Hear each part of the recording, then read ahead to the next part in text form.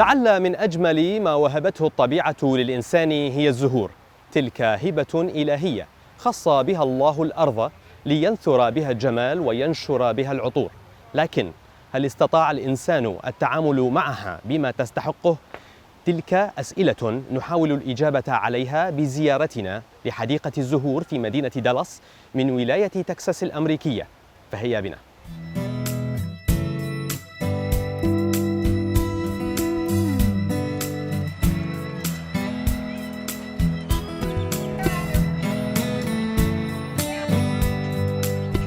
تشغل حديقة الزهور مساحة تتجاوز 66 هكتارا على أرض تحتضنها البحيرة المعروفة باسم بحيرة الصخرة البيضاء، التي هي إحدى معالم مدينة دالاس.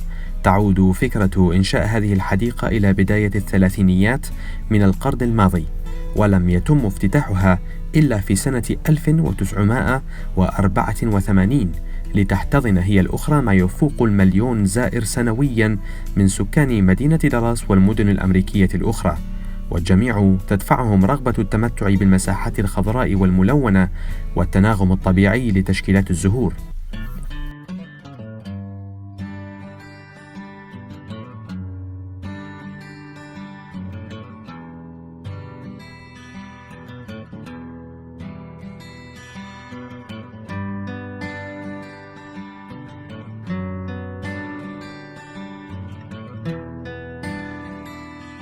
We welcome more than 1,000,000 visitors every year. In fact, last year we had more than 1,000,000 visitors, and the year before that, 2016 and 17. So they come from all 50 states and more than 90 countries. They come for our festivals. We are known for our beautiful festivals. We have 4 different ones throughout the year. In the spring, we have Dallas Blooms, where we have 500,000 spring blooming bulbs.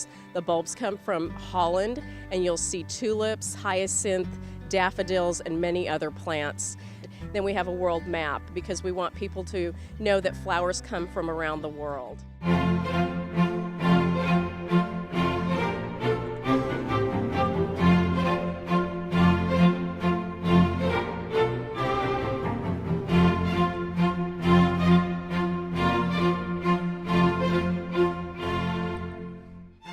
تولي الحديقة اهتماما بالغا بكل أعمار الزوار وعلى اختلاف جنسياتهم، حيث يستقبل قسم روري مايرز حوالي 100,000 طفل إلى جانب ما تستقبله بقية الحديقة. وهذا القسم هو مساحة متميزة في تلك الحديقة جرى تنظيمها خصيصا للأطفال وبما يناسب أذواقهم ورغباتهم، حيث يستقبل الكثير من الفعاليات ومناسبات الأطفال العامة. And so we actually got free admission today, and we're just exploring and enjoying the great weather. And it's a really good place to catch up if you just want to talk with your friends as you're looking at the pretty scenery. Yeah, for sure. يبقى أن نشير إلى أن ليس هناك أنشطة جمالية أو فنية في الولايات المتحدة الأمريكية تجري بمعزل عن العمل الاقتصادي، فتعريفة الدخول وما يتم بيعه من الإكسسوارات التذكارية البسيطة تدر أموالا طائلة لصالح المدينة. ويعمل في الحديقة ما يقارب 2500 متطوع من مختلف الأعمار سنويا من سكان المدينة، وفي خاطرهم أن تبقى مدينتهم مركزا حيويا لإشاعة ثقافة الزهور وإظهار القدرة على تطويع الطبيعة لتنمية إحساس الإنسان بالجمال.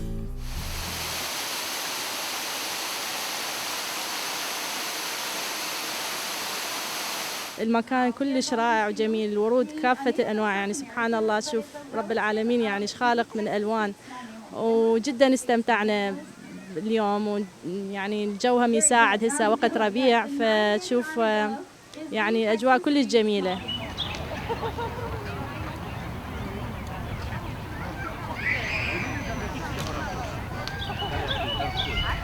إذا أردت أن تغير من مزاجك أو مزاج من تحب، ما عليك إلا الخروج إلى الطبيعة للتمتع بخضارها وألوان زهورها. هكذا أصبحت حديقة الزهور في مدينة دالاس ملاذا لكل من يحب الطبيعة. كان معكم مازن وميض IMN من ولاية تكساس الأمريكية.